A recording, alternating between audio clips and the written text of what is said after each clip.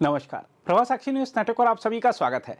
America के उपराष्ट्रपति JD Vance की टिप्पणी ने एक बार फिर दिखा दिया है कि जब धर्म राजनीति का औजार बन जाता है तो सबसे पहले सम्मान और संवेदनशीलता की बलि चढ़ती है। मिसिसिपी में हुए टर्निंग पॉइंट यूएसए कार्यक्रम में वेंस ने कहा कि उनकी पत्नी उषा वेंस, जो जन्म से हिंदू हैं, धार्मिक नहीं थी और वह उम्मीद करते हैं कि एक दिन वह भी ईसा मसीह में विश्वास करेंगे। यह सुनते ही दुनिया भर के हिंदू समुदाय में नाराजगी फैल गई है। कुछ साल पहले तक यही जेडी वेंस अपनी पत्नी की आस्था की सराहना करते थे। वह कहते थे कि उषा ने उन्हें ईश्वर और प्रार्थना की ओर लौटने की प्रेरणा दी। उनकी किताब में भी उषा की भूमिका को उनकी आध्यात्मिक यात्रा का केंद्र बताया गया था।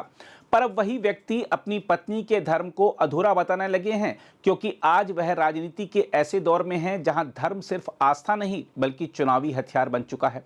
हम आपको बता दें कि 2014 में जब जेडी और उषा वेंस का विवाह हुआ था, तब वह आधुनिक अमेरिका में सांस्कृतिक और धार्मिक सह अस्तित्व की मिसाल माना गया। शादी में वैदिक मंत्र भी थे और चर्च के गीत भी। वेंस उस समय गर्व से कहते थे कि उनकी पत्नी के हिंदू संस्कारों ने उन्हें विनम्रता और ईश्वर के करीब रहना सिखाया। लेकिन अब जब वह ट्रंप समर्थक कट्टर दक्षिणपंथी राजनीति के केंद्र में हैं, तो वही उषा की आस्था कमजोरी के रूप में दिखाई जाने लगी है। यह बदलाव सिर्फ व्यक्तिगत नहीं बल्कि उस राजनीतिक दबाव का नतीजा है जहां हर नेता से उम्मीद की जाती है कि वह ईसाई पहचान को खुलकर प्रदर्शित करे। दूसरी ओर अमेरिका और भारत दोनों जगह के हिंदू संगठनों ने वेंस के बयान को धार्मिक अहंकार बताया है। हिंदू अमेरिकन फाउंडेशन ने सीधा सवाल पूछा है कि जब वेंस अपनी पत्नी की आस्था से प्रेरित होकर खुद ईश्वर में लौटे, तो अब वह हिंदू धर्म को कमतर क्यों दिखा रहे हैं। संस्था ने यह भी याद दिलाया कि हिंदू धर्म में किसी को अपने धर्म में लाने की कोई आवश्यकता नहीं मानी जाती।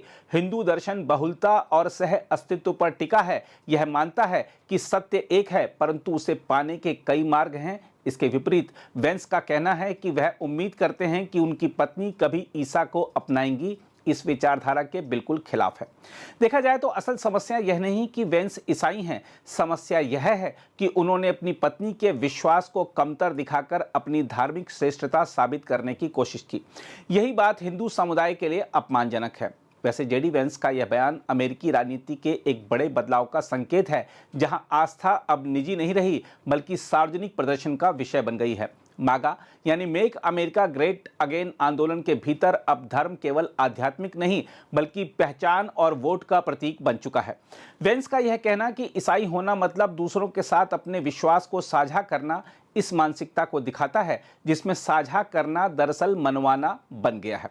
ऐसी सोच में धार्मिक स्वतंत्रता की जगह धार्मिक श्रेष्ठता ले लेती है। उषा वेंस अब तक सार्वजनिक रूप से बहुत कम बोलती हैं, लेकिन जो लोग उन्हें जानते हैं वह कहते हैं कि वह एक शांत, दृढ़ और सहिष्णु व्यक्तित्व हैं। उन्होंने कभी अपने पति से यह नहीं कहा कि वह हिंदू बने, ना ही अपनी संस्कृति को छोड़ें।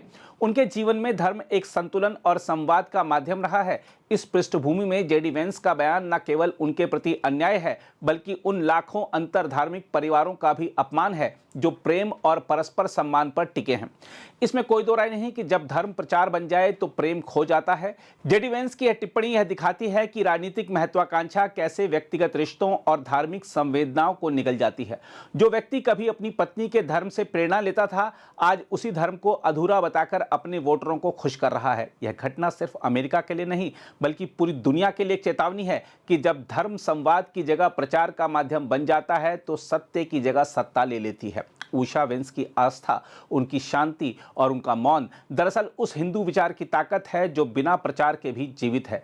लेकिन जेडी वेंस की राजनीति हमें यह याद दिलाती है कि दुनिया में अभी भी ऐसे लोग हैं जिन्हें दूसरे की आस्था से ज्यादा अपनी पहचान की चिंता है, और यही वह जगह है जहां आस्था हार जाती है और राजनीति जीत जाती है।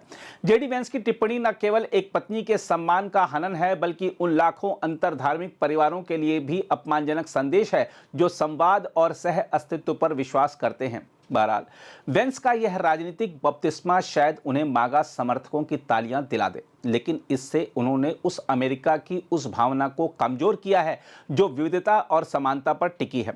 अब भले वेंस विवाद पर तमाम तरह की सफाई देते रहें, लेकिन इस पूरे प्रकरण का सबसे बड़ा सबक यही है कि धर्म का सार विश्वास में है, प्रचार में नहीं। और जब आस्था राजनीति की सीढ़ी बन जाए तो ईश्वर भी मौन हो जाता है। अगर आप भी लेना चाहते हैं देश दुनिया की तमाम जानकारी तो आज ही सब्सक्राइब करें हमारे चैनल को। साथ ही नीचे दिए बेल आइकन को जरूर दबाएं ताकि हर अपडेट आप तक पहुंच सके।